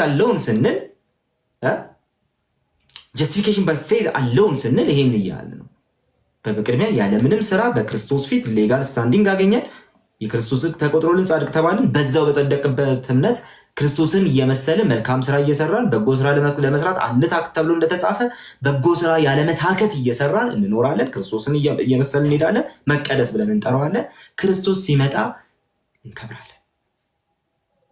ኦኬ፣ የመጨረሻውን ያንን ፉልፊልመንት እናገኛለን። ጀስቲፊኬሽን ባይ ፌዝ አለውን ስንል ያጸደቀን እምነት እንድንሰራ ያደርገናል። እንድንሰራ ያንን ጸጋ በዛው እምነት እንቀበላለን። ክርስቶስን እየመሰልን በዛው እምነት እንሄዳለን። በዛው እምነት ደግሞ ክርስቶስ ሲመጣ ያን ክብር እንደሚሰጠን ደግሞ ተስፋ እናደርጋለን። ጀስቲፊኬሽን ባይ ፌዝ አለውን ነው። ሳልቬሽን ባይ ፌዝ አለውን ስንል ወደ ጥያቄው ስመጣ ለምን ደጋገምከው? ሚስ አንደርስታንድ የመደረግ የመደረግ እድል ስላለው ወደ ሳልቬሽን ባይ ፌዝ አለውን ወደሚሉት ነገር ስንመጣ ግን ምናልባት ይሄን የሚሉት ስራ አያስፈልግም፣ መቀደስም ላይ ስራ አያስፈልግም ምናምን የሚሉ አይነት ሰዎች ካሉ ኦኬ፣ እንደዚህ አይነት ሰዎች ካሉ የእነሱ ትምህርት ስህተት ነው። እኛ የምናምነው ጀስቲፊኬሽን ባይ ፌዝ አለውን ነው። ትርጉሙ አሁን ያልኳቸው ነው። ሳልቬሽን ባይ ፌዝ አለውን ብለን መቀደስም የሚባል ነገር ኦኬ፣ ስራ የሚባል ነገር የለም ምናምን የምንል ከሆነ ግን አደጋ አለው። እኛ ጀስቲፊኬሽን ባይ ፌዝ አለውን ነው ትምህርታችን። እሱም ትርጉሙ አሁን እንዳልኩት ነው። አሁን ግልጽ ነው ብዬ አስባለሁ። ጋይስ መቼ ያበደ ነው። ቴሌግራምህን ቼክ አድርግ። ያበደ ነው። እሺ፣ ወደ ሌላኛው ሳክራመንት ጥያቄዎች ልገባ ነው። ጥምቀት ጋይስ። ከዛ በፊት ግን ተንፈስ በሉ እስቲ እንትን ላይ ኮሜንት ስር እንዴት ነው? ጥሩ ነው? እየተመለሰላችሁ ነው? ወጋው አንተ ውሃ ጠጣ ጋይስ፣ ውሃ ልጠጣ።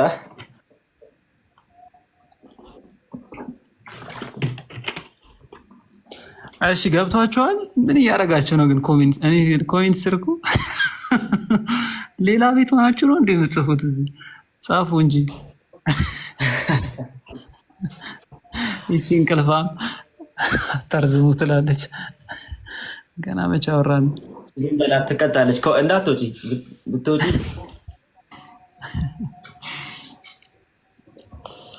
እሺ። ጥያቄ ጠይቄ ነበር እያለ ነው። ያው ኦርጋናይዝ ያደረገው ሰው ነው የሚያውቀው። ኤፒግኖሲስ ማለት ነው። በየእንትኑ እንደምንሄድ ቅድም ተናግሬ ነበረ፣ በየትምህርቶቹ። ምክንያቱም የተጠየቁት ጥያቄዎች በጣም ብዙ ስለሆኑ በርዕስ ጠቅለል ማድረግ ይጠበቅብናል። አሁን እስካሁን እያወራን የነበረው ሶላ ፊዴ ላይ ነው እና ስለ ስራ የጠየቃቸኋቸውን ጥያቄዎች አጠቃላይ ጀነራል ጥያቄዎች ይበዛሉ ከጥያቄዎች ውስጥ። አሁን ግን ስለ ጥምቀት ልገባ ነው። ያው በጣም ወሳኝ ቶፒክ ነው፣ ብዙዎቻችን ያነጋገረ ቶፒክ ነው። ወይ አንድ ወንድማችን ድህነት በእምነትና በስራ ማለት ይቻላል እያለ ነው። እሺ ስለዚህ እሱን እንትን ላድርገው። ድህነት በእምነትና በስራ ማለት አንችልም። የዳነው በእምነት ነው። ያ የዳንበት እምነት ግን በስራ የሚገለጥ ነው። ስራ የሌለው ሰው ትክክለኛውን እምነት አላመንም። የሚፈረድብህ እውነተኛ ማኝ ስላልሆንክ። የአጋንንት አይነት እምነት ካለ ይፈረድብሃል። ስለዚህ የአጋንንት አይነት እምነት እንዳይኖር ምን የሚያደርገው ምንድን ነው ሲባል እውነተኛው እምነት ነው። እውነተኛው እምነት ደግሞ የሚያፈራ ነው። አለማፍራት አይችሉም። ኃጢአት አለመስራት አትችሉም ማለት ነው። ኃጢአት ሲሰራ ራሱ ንስሐ የሚገባ ማለት የንስሐ ፍሬ ያለው ማለት ነው። በነገራችን ላይ ኃጢአትን ትሰራላችሁ፣ ግን በንስሐ የሚመለስ ልብ ያለው ኦኬ፣ እግዚአብሔር ባዘዘው በዛ ጋይድ ላይ መሰረት ለመሄድ የቆረጠ ሰው፣ ያ ሰው በትክክል ከእግዚአብሔር ጋር ለመኖር ከክርስቶስ ጋር አንድ ሆኖ የመኖር ጉዳይን ኢንፈሲስ የሚሰጥ ሰው ሁልጊዜም እምነቱን በስራ የሚገልጥ ሰው ነው። ስለዚህ ሲፈረድብን የሚፈረድብን ሐሰተኛ አማኞች በመሆናችን ምክንያት ነው። እነዛ ያላፈሩ ፍሬዎች፣ እነዛ የተፈረደባቸው ሰዎች፣ እነዛ እንደ ስራቸው ምናምን የተባሉ ሰዎች ኦኬ ስራቸው የሚገልጠው ነገር ስላለ ነው። ሐሰተኛ አማኞች መሆናቸው ስለሚገልጥ ነው። ስለዚህ የምንድነው በእምነታችን ነው። በምን አይነት? በእውነተኛው እምነት በሚያፈራው። ስለዚህ ስራና እምነትን አንነጥልም ማለት ነው። ግን የስራ ትክክለኛ ቦታ የት ነው የሚለውን ቅድም ባስቀመጡት ነገር እናስቀምጣለን። ይቺን ትንሽ ለማስመር ነው። ጥሩ ጥያቄ ስለሆነ አሁን ቀጥል። ምናልባት አንዳንድ ልጆች ምን እያሉ ነው? እኛ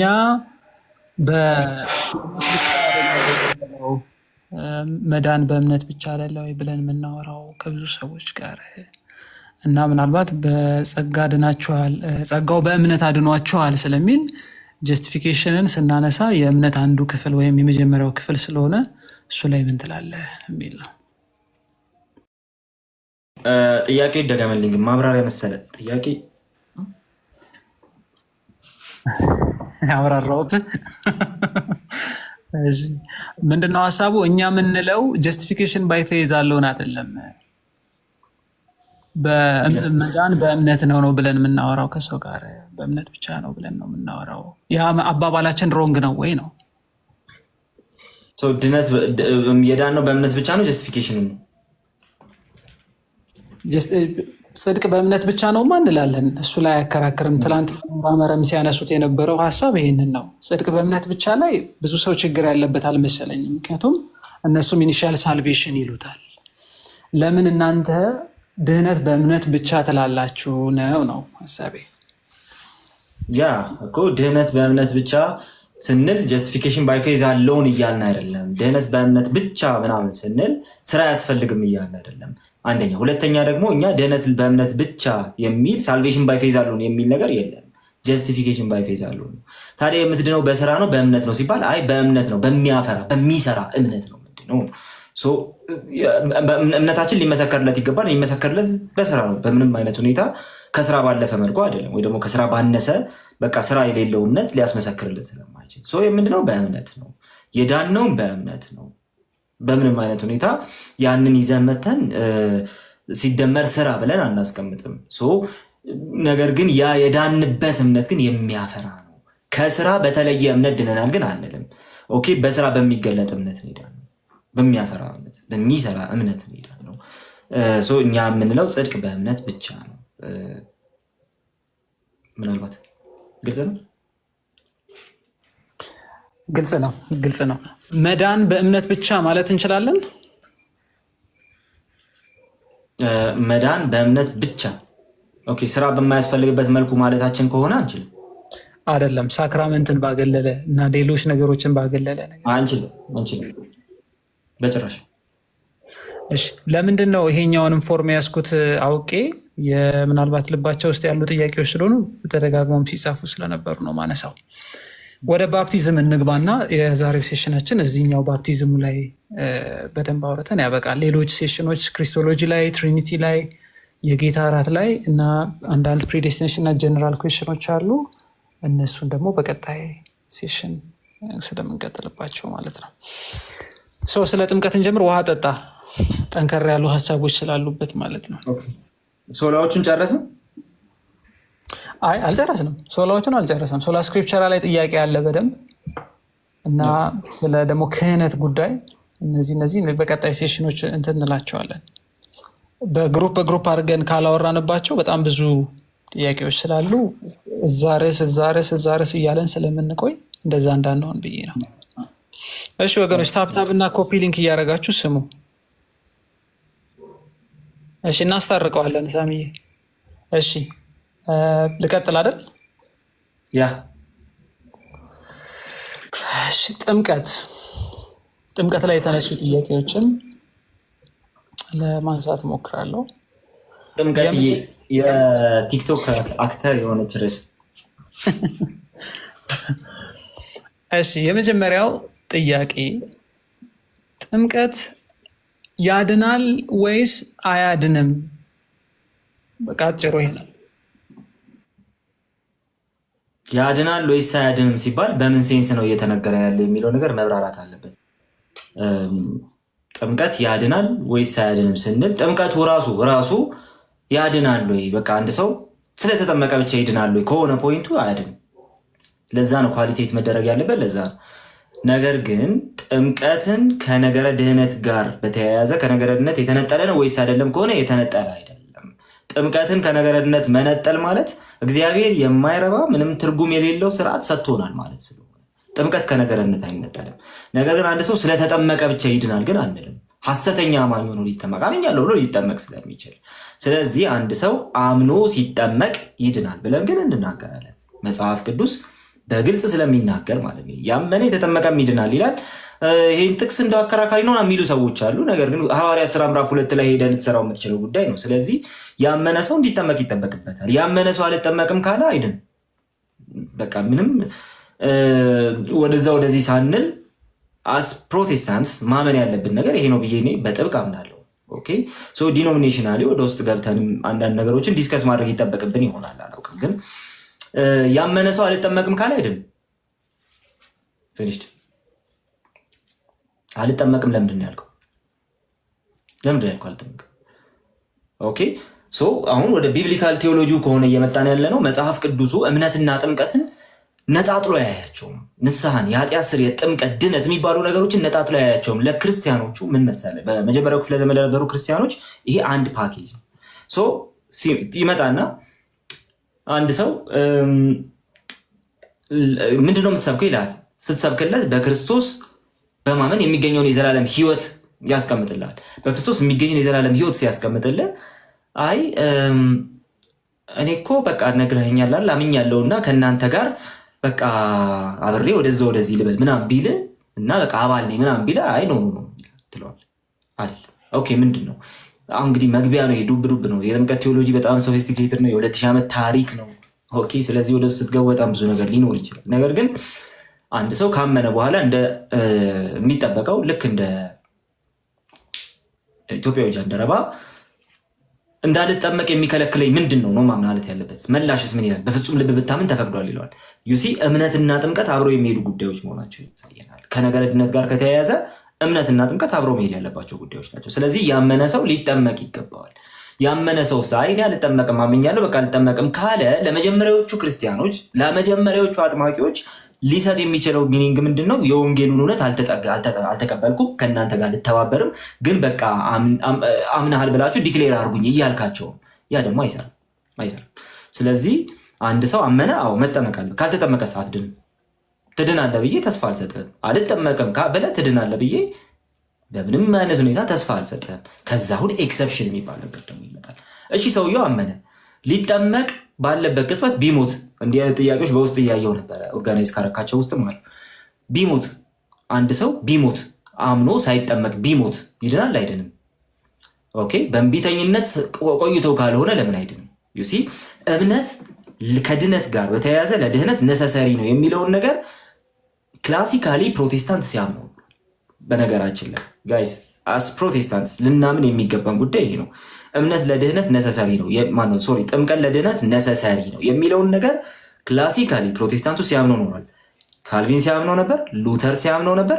ኦኬ ሪፎርምድ ቴዎሎጂ ያምነዋል፣ ሉትራን ትራዲሽኑ ያምነዋል። ኦኬ ስለዚህ እምነት ለድህነት ነሰሰሪ ነው የሚለውን ነገር ያላመነ የለም። በቤተክርስቲያን በ2000 ዓመት ታሪክ ውስጥ እምነት ለድህነት ነሰሰሪ ነው የሚለውን ነገር ያላመነ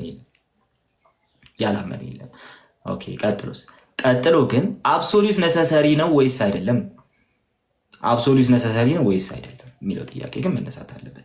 አብሶሉት ነሰሰሪ ነው ብለን ግን አናምንም። በቃ አብሶሉትሊ ነሰሰሪ ነው ከሱ በስተቀር መዳን የሚባል ነገር ሊታሰብ አይችልም ብለን ግን አናምንም። እንደዛ ብለን አናምንም። ስለዚህ አንድ ሰው አምኖ ሳይጠመቅ ሳይጠመቅ ቢሞት ከእንቢተኝነት የተነሳ ሳይሆን ለዛ ጥምቀት ሳይደርስ ቢሞት ምን ይከሰታል? ይድናል። እውነተኛ እምነት ከሆነ ለምን አይድንም? አንድ ሕፃን ሳይጠመቅ ቢሞት ሲኦል ይገባል ብሎ ለመናገር የሚደፍር ሰው እንግዲህ እግዚአብሔር ይርዳው፣ ጌታ ይርዳው ይባላል። አንድ ሰው አመነ፣ ከዛ በኋላ አጥማቂ በሌለበት ነው ያመነው። አጥማቂ የለም፣ በቦታው አጥማቂ የለም። ይድናል አይድንም?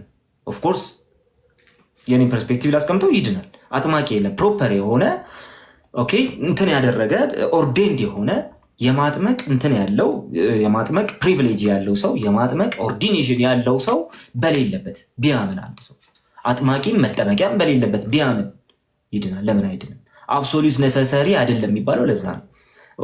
ነገር ግን ያው ራሱ ሰው የማመን እንትን ያለ ስላለው የማመን ካፓቢሊቲ ስላለው ሰው እያወራን ስለሆነ ያው ራሱ ሰውዬ ግን ሳያምን ቢሞትስ ይድናል ወይስ አይድንም? አይድንም። እምነት በጣም አብሶሉት የሆነ ነሰሰሪ ነው። ወደዚህኛው ስንመጣ እምነት ጥምቀት ለድነት ነሰሰሪ ነው። ነገር ግን አብሶሉት ነሰሰሪ ግን አይደለም። ክላሲካል ፕሮቴስታንቱ ይህንን ሲያምን ኖሯል። አምኛለሁ ግን አልጠመቅም ብሎ በእንቢተኝነት የቆየ ሰው አልዳንክም ነው የሚባለው። ለምን? እምነት ራሱ ወደ መታዘዝ አልመራም። ቅድም ያልነው ነገር ማለት ነው። እንዴት ነው ልድን የምትችለው? ከዚህ ጋር አብረው የሚመጡ ነገሮች አሉ። ኢንስትሩሜንታል ኮዝ ኦፍ ግሬስ ናቸው የሚባል ነገር ይመጣል። ኢንስትሩሜንታል ኮዝ ናቸው ስንል በዛ በኩል የምናገኘው ደግሞ ጸጋ አለ እያለ ያ ጸጋ ደግሞ አንድ ሰው አምኖ አልጠመቅም ቢል ያጠዋል፣ ሉዝ ያደርገዋል። ስለዚህ እንደነዚህ አይነት ነገሮች በጣም ክሪቲካል ስለሆኑ እንደ ፕሮቴስታንት ቴዎሎጂ እምነት ነሰሰሪ ነው፣ አብሶሉት ነሰሰሪ ግን አይደለም። ለድህነት ግን ነሰሰሪ ነው ብለን እናምናለን። ያስቀመጥኳቸውን ኳሊቲዎች በጭራሽ እንዳትረሷቸው። እሺ ቴንኪው ቃል በጣም ጸዴ ነው። አንድ ቀንም እንደዚህ ጠይቀን ነበረ ግን አልተመለሰልንም። ምናልባት ኦርቶዶክስ ትምህርት ውስጥ ከድህነት በፊት ነው ጥምቀት ብለው ያወራሉ ሰዎች። ማለት አንድ ሰው ካልተጠመቀ አይድንም ነው ትምህርታቸው። እሺ ለምሳሌ ይቆያል ሰውየው ተምሮ ምናምን ነው ስለ እምነት ተምሮ ስለ ጥምቀት ተምሮ ነው የሚጠመቀው ሰውየው እና በመሃል ቢሞት ይድናል አይድንም ብለህ ብጠይቃቸው አይመልሱትም።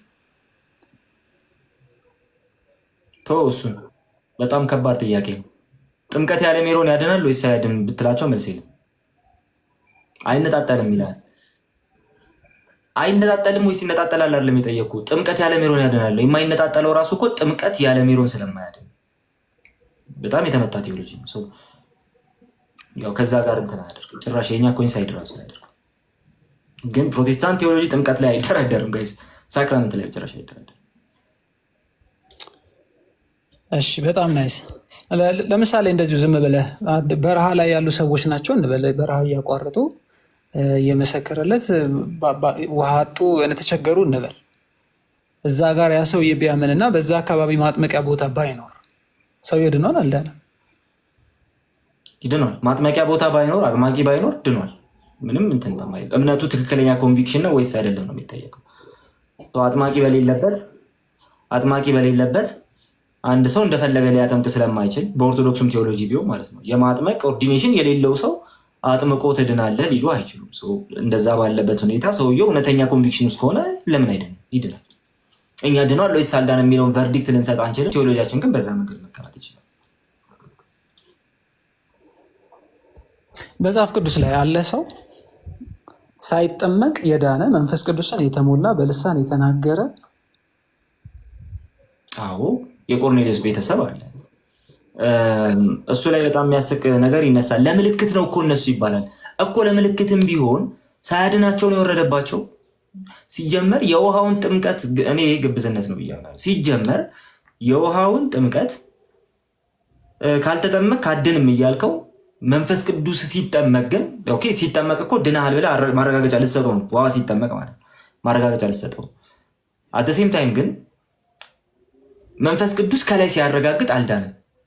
ይህ በጣም በጣም በጣም በጣም የግብዝ ቴዎሎጂ የቆርኔሌዎስ ቤተሰብ ድኗል። ለምን አልዳንም? ኦኬ ከሐዋርያት መካከል ሐዋርያት ሥራ ምዕራፍ 2 ላይ መንፈስ ቅዱስ ሲወርድባቸው ሪሊ ስንቱ ናቸው የውሃ ጥምቀት የወሰዱት? እና አንዳንድ ሰው የሚያስቅ ቴዎሎጂ ይሰራል። እግራቸውን አጥቧቸዋል፣ አጥምቋቸዋል ይላል። ኧረ ጋይስ ምን አይነት ነገር ነው? ኦኬ ኖ እዛ ውስጥ የተጠመቁትን በኮንሰንሰስ ደረጃ ልታመጣቸው አትችልም። ሐዋርያት ሥራ ምዕራፍ 2 ላይ ግን መንፈስ ቅዱስ ሲወርድባቸው ታያለ። አብሶሉት ነሰሰሪ አይደለም ስንል እሱን እያለ ነው። ነገር ግን መንፈስ ቅዱስ ሲወርድባቸው ግን ታያለ። እነዛ ሰዎች መንፈስ ቅዱስ ሲወርድባቸው ሳይድኑ ነው የወረደባቸው ምትል ከሆነ አደጋ አለው።